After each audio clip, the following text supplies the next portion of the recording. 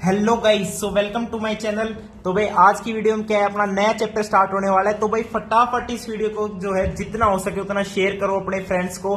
ठीक है भाई, नया चैप्टर स्टार्ट हो रहा है भाई, स्टार्टिंग से मेरे साथ चलो, सब कुछ अच्छे से समझ आएगा। चैप्टर नंबर 10 है, कोनिक सेक्शंस है। तो पार्ट 1 में भाई इंट्रोडक्शन के बारे में बात करेंगे। और भाई चैनल को सब्सक्राइब जरूर कर लेना, ठीक है भाई। अपने फ्रेंड्स को शेयर कर रहे हो ना वीडियो, फटाफट शेयर करो और बोलो कि आज साथ देखेंगे वीडियो, क्योंकि चैप्टर नया स्टार्ट हो रहा है तो अच्छे से समझ आएगा। ठीक है भाई, कोनिक सेक्शंस। अब भाई देखो, लास्ट चैप्टर में अपन ने बात की थी एक स्ट्रेट लाइन की। लास्ट चैप्टर में अपन ने बात कर ली स्ट्रेट लाइंस की। अब कुछ कर्व्स की बात कर लें। कर्व्स भाई, कर्व्स मस्त होने चाहिए ना, कर्व्स समझ गए, कर्व्स। ठीक है जी, मैथ्स में कर्व्स भी होते हैं, तभी तो कह रहा हूं मैथ्स के साथ रिलेशनशिप बना लो। स्ट्रेट लाइंस पढ़ चुके, अब कर्व्स की बारी है। कर्व्स में क्या क्या आता है बताओ। आपका क्या है, फर्स्ट आएगा आपका क्या, सर्कल। सेकंड आएगा आपके पास क्या, पैराबोला, जो हम इस चैप्टर के अंदर पढ़ने वाले हैं उसकी बात कर रहा हूं। थर्ड आपके पास क्या आएगा, इलिप्स। एंड फोर्थ आपके पास क्या आएगा गाइस, हाइपरबोला। तो ये कर्व्स इस चैप्टर के अंदर हम पढ़ने वाले, बस ये चारों पढ़ लो, आपका चैप्टर फिनिश हो जाएगा। अब ये बनते कैसे हैं, ये भी तो बात है एक भाई। ये कैसे बनते हैं, आपके पास इसने बोला है कि हमारे पास होता है एक double napped right circular cone. Double napped right circular cone. अब कहोगे सर जी कोन तो हमें पता है, चाहे राइट सर्कुलर हो, हम एक कोन ऐसे बना देते थे। अब भाई मेरी बात सुनो, मैंने बोला डबल नैप्ड। डबल मतलब दो कोन होंगे ऑब्वियसली, तो वो दूसरे जो कोन होगा उसकी शेप कुछ ऐसी हो जाएगी। तो इसे ही क्या बोलते हैं, डबल नैप्ड सर्कुलर कोन। तो सिंपल सा है, इसकी फॉर्मेशन करते पहले, और इसकी फॉर्मेशन से अपन को पता चलेगा कि सर्कल कैसे फॉर्म होता है, पैराबोला कैसे फॉर्म होता है, इलिप्स कैसे फॉर्म होता है, और हाइपरबोला कैसे फॉर्म होता है। तो पहले डबल नैप्ड, देखो इसका मैं नाम लिख देता हूं, यह आपको एनसीईआरटी में दिया हुआ है, डबल नैप्ड राइट सर्कुलर कोन। ठीक है भाई, तो पहले इसकी फॉर्मेशन करते, देन इन सारे कर्व्स की फॉर्मेशन करेंगे। ओके भाई, तो अपन ने क्या किया, एक लाइन ले ली, एक अपन ने ले ली लाइन। ओके भाई, एक ले ली स्ट्रेट लाइन, ठीक है जी, और ये तो वर्टिकल लाइन होगी। और एक और लाइन ले ली एम, जो इसके साथ इंक्लाइंड है एंगल अल्फा के साथ। अब इस लाइन को सेम एंगल अल्फा के साथ ऐसे रोटेट किया, तो क्या फॉर्मेशन होगी, ऐसे। अब ये रोटेट होगा तो क्या बनेगा बताओ भाई, क्या बनेगा बताओ तो सही। ये इसके साथ रोटेट होगी तो ये ऐसे बनेगा।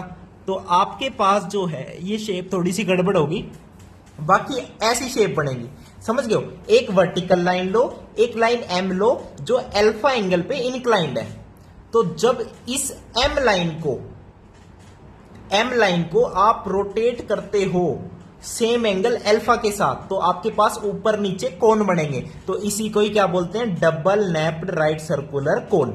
अब देखो ये वाली लाइन क्या है भाई, इस लाइन को रोटेट कर रहे हैं तभी तो ये शेप बनी है।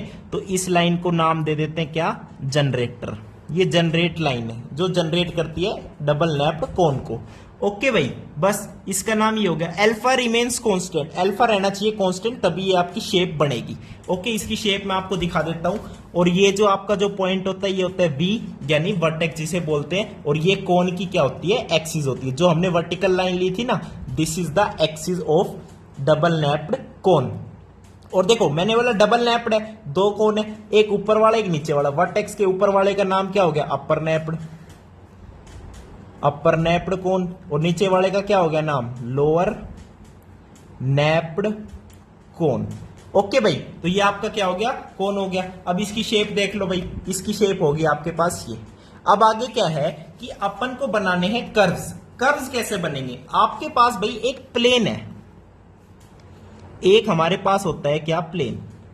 तो जब प्लेन का इंटरसेक्शन होगा इस शेप से, डबल नैप्ड राइट सर्कुलर कोन से जब प्लेन का होगा इंटरसेक्शन, तो अपने पास क्या बनता है, एक कोनिक सेक्शन बनता है। कोनिक सेक्शन उसे ही बोलते हैं कि जो कर्व फॉर्म होगा इंटरसेक्शन करने से, किस किस का इंटरसेक्शन, प्लेन का with the double napped right circular cone.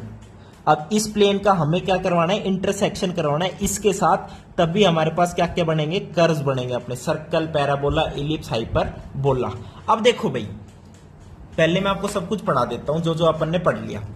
V को वर्टेक्स कहते हैं, line L is axis of the cone, the rotating line M को बोल देते हैं जनरेटर, जो ये जनरेट करिए ना रोटेट करते हुए M वाली लाइन को, ठीक है। और जो वर्टेक्स है वो सेपरेट करता है कोन को टू पार्ट्स में, नैप्स बोलते हैं जिसे, ठीक है भाई, obviously upper nappe and lower nappe. अब देखो, if we take the intersection of a plane with the cone, अब एक प्लेन है जिसका इंटरसेक्शन लेना है इसी कोन के साथ, तो हमारे पास एक कोनिक सेक्शन बनता है, ठीक है जी। और कोनिक सेक्शन को ही हम क्या कह देते हैं, कर्व्स बोल देते हैं, ठीक है। अब देखो, अब भाई प्लेन जो इंटरसेक्ट करेगा वो अलग अलग एंगल पे इंटरसेक्शन कर सकता है, तो अलग अलग इंटरसेक्शन पे कर सकता है, डिपेंडिंग अपॉन द एंगल हमारे पास डिफरेंट डिफरेंट कर्व्स होंगे, ठीक है।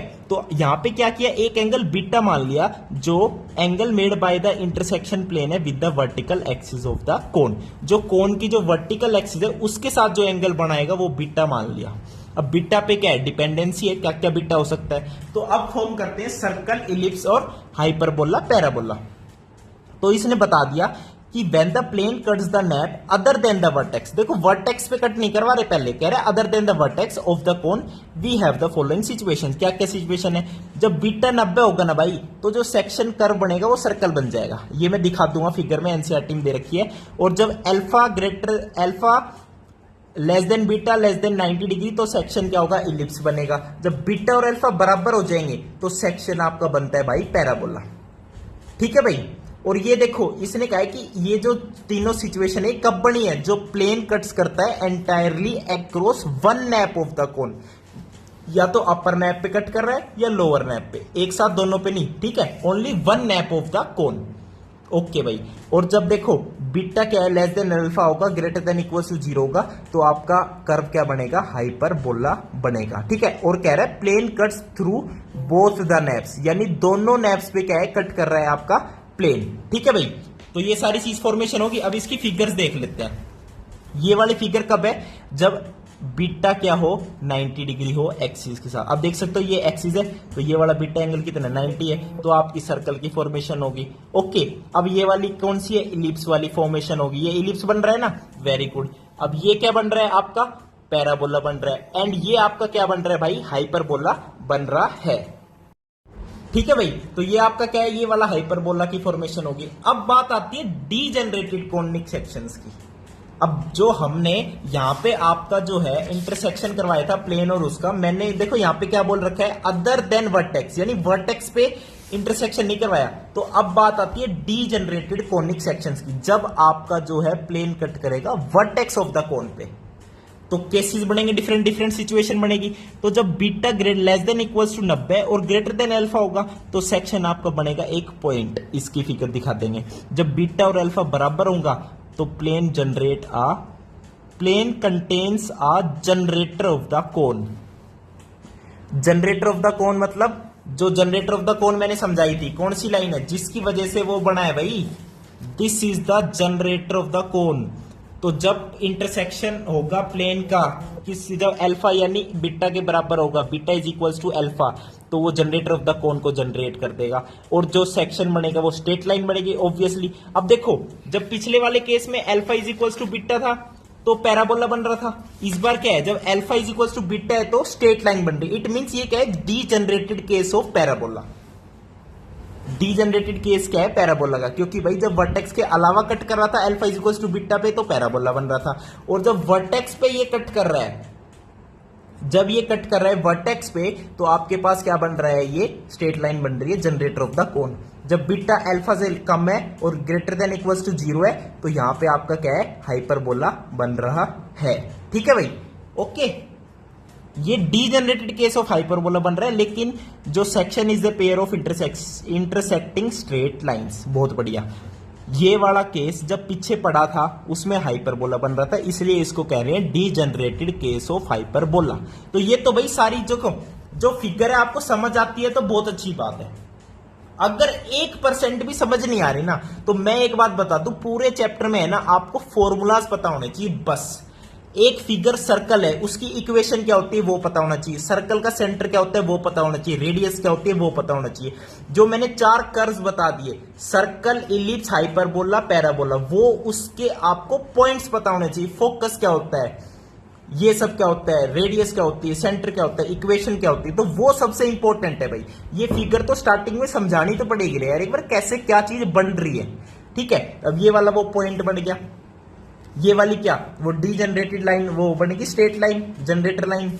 ठीक है, ये आपकी क्या बनेगी, इंटरसेक्शन ऑफ स्ट्रेट लाइंस बनेगी। ठीक है, ये एक स्ट्रेट लाइन बन गई, ये इंटरसेक्शन ऑफ स्ट्रेट लाइंस बन गई। ठीक है जी, तो ये थे आपके formation of figures, degenerated conic sections and conic sections. Conic sections क्यों बोलते हैं, समझ आ गए। कोनिक सेक्शंस इन्हें क्यों बोलते हैं, क्योंकि जब प्लेन इंटरसेक्ट करता है डबल नेप्ड राइट सर्कुलर कोन, तो भाई कौन से बन रहे, तो कोनिक सेक्शन बोल दिया। ठीक है, इन सब कर्व्स को क्या बोलते हैं, कोनिक सेक्शंस। ओके, तो अब मैं स्टार्ट करने जा रहा हूं थोड़ा सा, जो फर्स्ट अपनी कर्व है सर्कल, जो आपको हमेशा याद रखनी है, आपके हमेशा काम आनी है। सर्कल होता क्या है, इस सर्कल इज अ, मैं इसकी प्रॉपर डेफिनेशन लिखता हूं भाई, आपको पता भी होगा। A circle is the set of, a circle is the set of all points in a plane that are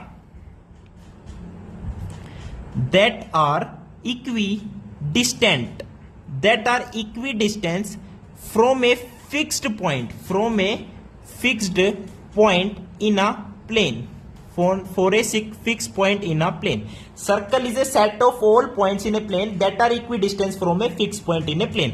यानी एक फिक्स पॉइंट है और वो सारे पॉइंट्स जो इस पॉइंट से फिक्स डिस्टेंस पर है, इस पॉइंट से फिक्स, ऐसे करते करते जो बन गया प्लेन, तो ये क्या हो गया, सर्कल हो गया। यानी इस लाइन पे, ये जो सर्कल की बाउंड्री है, इस पे जितने भी पॉइंट्स हैं उनका इससे डिस्टेंस क्या है, हमेशा फिक्स्ड है, उसे ही क्या बोलते हैं, रेडियस।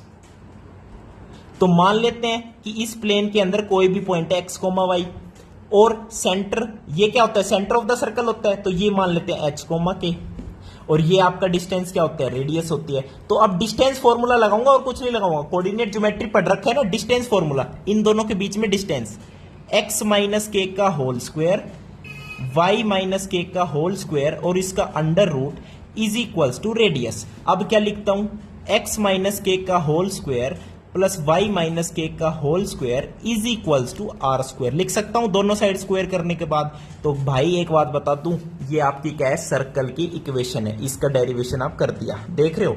सर्कल की इक्वेशन क्या होती है, ये होती है जहां पे h और k कोऑर्डिनेट्स है सेंटर के, r आपकी रेडियस है।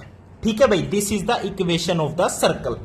ओके, तो सर्कल के बारे में थोड़ा सा पढ़ लिया। ओके जी, तो आज की वीडियो में इतना ही करते हैं, बाकी जो है आगे एग्जांपल्स वगैरह करेंगे। आपको ये समझ आया तो मेरे को जरूर कमेंट करके बताना आपको वीडियो कैसी लगी। वीडियो देखने के लिए बहुत बहुत धन्यवाद, थैंक यू, नमस्कार।